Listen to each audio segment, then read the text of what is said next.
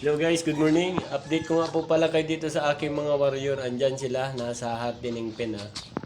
Yan, focus ko itong isa. Ayan siya. Yan yung isa sa mga warrior ko na ang nanay ay Sweater Gilmore at ang tatay ay Sweater Roundhead. So, yan, bulto ang katawan, tapos hindi pa nanlalaban pero diyan na muna sila.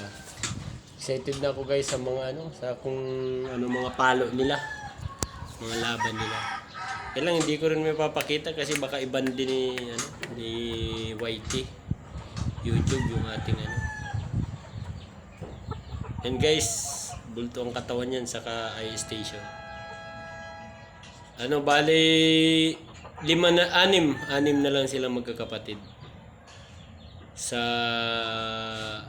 6, 7, 8, 9 sa 11 na magkakapatid, bali natira na lang sa akin ay 6. So update ko kayo guys pag pag na sila, natanggalan na ng palong, pag ready to fight na sila. So mula sisiw guys, review nyo na lang yung nila, mula pagkasisiw nila, nandyan sila dito sa aking channel.